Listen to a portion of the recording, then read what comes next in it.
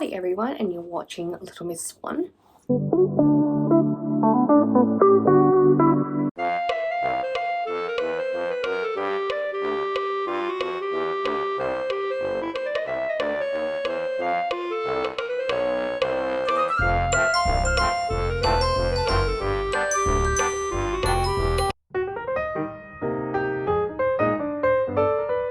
Can't decline Harvard, and they wouldn't have contacted her so persistently as she hadn't answered the first at least 5 calls, which is fair enough. So what has Elle done to get into an Ivy League school, which is that whole thing with Noah getting into Harvard in the first place? That just doesn't make sense to me. That too, they give like an email or something like that as well, and if they haven't heard from you, then your spot's gone. And again, why is Elle so special compared to like everyone else who probably deserves a position at an Ivy League school?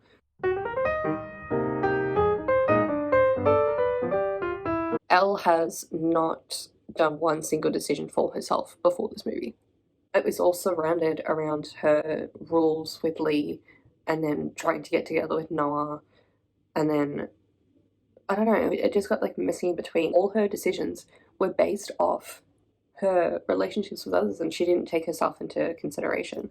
Like, she's a selfish character with how she prioritizes things, but again, she's a teenager. She's young, and looking at it through an eyes of a 23-year-old, if I was 15 or 16, I might have made those same decisions as well. But when she's 18 or 19 in the third one, she's at least gotten some agency for herself and to make her own decisions. I liked her way better in this movie than I did in the other ones, because I think the thing holding her back was Lee. I think Lee and Elle's friendship has been very, very, very toxic in like all the movies. Like, we don't know the background of like when they were growing up as kids and how they navigated things like at a certain age. 18, 19, you shouldn't be like that with your friends. The whole bucket list and the rules and stuff that they have for their friendship, that's just bizarre, and it doesn't make sense in like a real world sort of scenario. Like, obviously you've got your standard rules with friendship, always, respect one another, always be happy for your bestie successes. But then if always being happy for your successes negates the fact that you're supposed to do everything like my way or the highway, that it just doesn't make sense to me. Lee, as a whole character, he just did not respect Elle having her own decisions. It was all about the bucket list. It was all about the rules. Like, he didn't do anything to elevate her friendship. It was just, I think, the fact that he was so hooked on how they were as little baby children, 4 years old and then 10 years old and then 12 years old. They still had the same mentality, and as a friendship you need to grow and elevate that. Like, I'm not going to be the same friend I was when I was 11 or 12. You grow up, and Lee would not grow up. Being a little bitch, yes. He is. And like him forgetting all about Rachel in the second one, and in the third one, just forgetting that Elle and Rachel have an agency. Like, please get this man a therapist. Oh my god, this movie is just filled with such ignorance to the rest of the world. Like, money, apparently solves everything for them.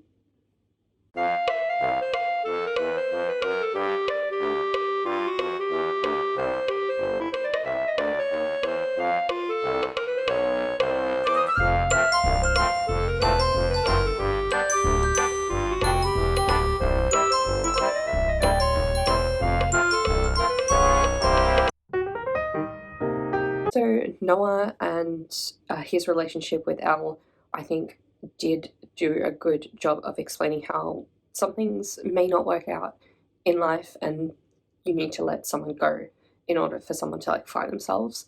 Like, I really liked when they were at the Hollywood sign. Again, the Hollywood sign, it doesn't happen like that, but you know what I mean. And they broke up. I was fully fond of that. Like, regardless of the Marco situation and stuff like that.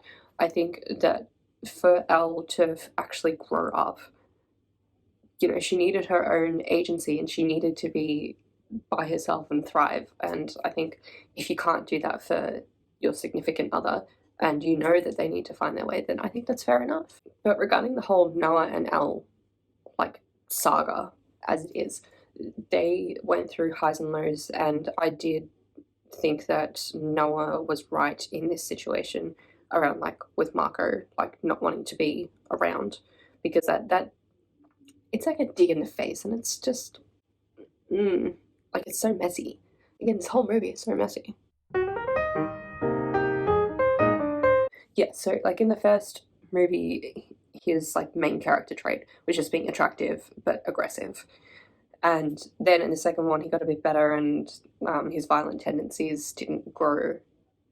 Like, it settled in the third one, like when he was walking away from Marco, even though he got punched in the face and he kind of put the volleyball back to him.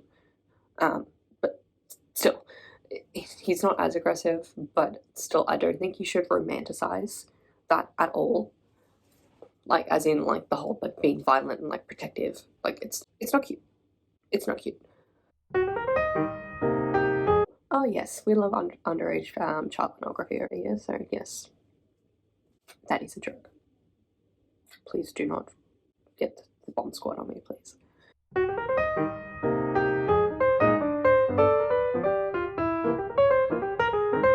Point number 365 that I wrote. Marco is better for her, but we respect Elle for saying no. I do understand Marco for not getting the friend signal because Elle constantly comes to him for any single problem that she has instead of Lee. Yes. The things that she was going through in, like, the second movie I can understand because he was away at college and stuff like that. You know, Marco is like this new friend or potential person in her life.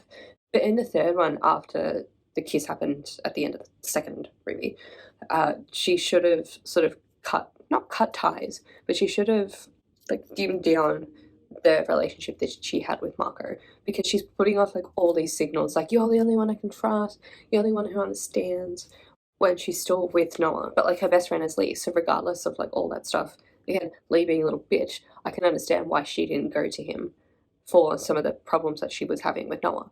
Marco is the only one that didn't do anything necessarily wrong. Oh yes, the Mario Kart thing. That was weird. Like, I know in Tokyo they've got, like, a Mario Kart. Oh no, my bracelet just broke. RIP. Yeah, as I was saying with the Mario Kart thing, they do that in Tokyo or something. There's, like, a kart track that you can go through and you can, like, dress up and all that stuff. But yes, this was just weird to, like, slot within the movie. Like, it had no point to it aside from Noah and Marco being just aggressive towards one another. I mean, they didn't have to do this whole thing. Like, Molly Ringwald is everyone's mum and we love her. Yes, she is. She is Archie's mum in the Riverdale series, and I love her as the mum of the Kissing Booth franchise. Growing up, I used to watch a lot of 80s films, like 16 Candles and obviously The Breakfast Club being, like, a big breakout. But yes, I think she's just a national treasure that she needs to be everyone's mum. The background characters, better if it was a TV show. Yes, so okay, so we've got the two guys that get together in the second movie, which had their own, like, little subplot. I can't remember their names, I'm sorry. And then we've got Topper, the one who slapped Elle's ass in the first one, and they somehow became friends, and then did, like, the reverse thing in the last movie. I don't know, that was weird. I don't like him. No. And the OMG girls. They're the only ones that, like, for their side characters that I actually find, like, really entertaining. Like, they're so condescending, but at the same time you can't help but like them. You know, they're the OMG girls, you know? I love Chloe as a character. In the first time we see her, obviously she comes off as a threat, but she literally means no harm by anything, and she never, like, made a pass at Noah and Elle's insecurity with the first time she sees her and, like, the FaceTime thing, and even just the second and third movie. she's still so insecure about it, and I think that's a thing of her character. But Chloe literally like says, like, I just wanted to be friends with you. Like, she did nothing wrong, and we love her. So I think that Noah and Chloe worked well as platonic friends.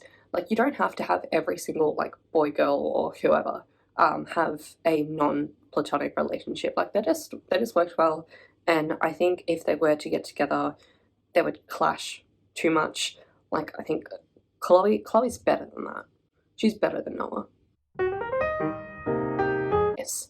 So with all the bucket list stuff, obviously a flash mob was one of them, and Elle ditched Noah for doing the flash mob. But why wasn't Noah included in any of like the bucket list stuff?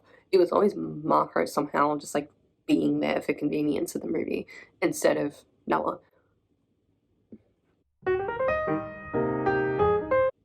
The stepmom, I understand both sides, but she hasn't done anything wrong. Yes. So I think she tried as best as she could to connect to Elle and her brother without being so over the top. And she did like all the right things, and Elle she was just a downright bitch to her. Like, I can understand you sort of being hesitant to a stepmother coming in and just making sure, they're doing the right thing by the family. But, if they're displaying all the right things and trying to get to know you as best as they can, then maybe just don't be a bitch. That was just like a weird plot point. Like, it served no purpose. Like, this is why I think it would have been better as a TV show if they like elongated the story to be set in like maybe like a 10 or 15 episode show. Kissing Booth. It was only in like the last like 5 minutes of the thing, and it only happened for like 30 seconds. Like, I understand, like, looking back, like, oh yes, we started that, but I don't know.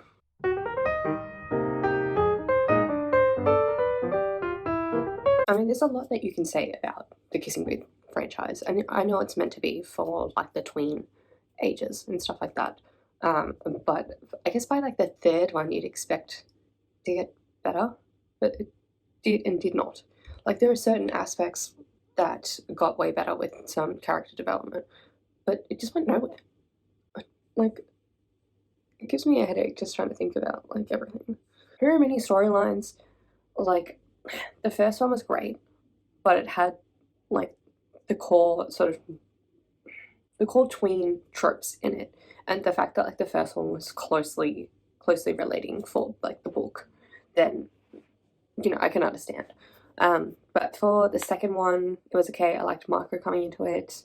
That was a good sort of shake up. And the third one, like, it just makes my head feel sore because there's just too much going on, and like I can't even remember half the stuff that happened in the first and second one because there are too many storylines in the third one.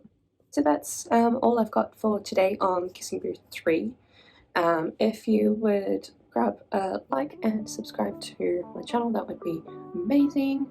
Please give any feedback to me because I'm new at this, so if you want more of like that style, then let me know. But thank you so much for listening to my annoying voice today. You're watching LittleMissSwan, and that's it for today.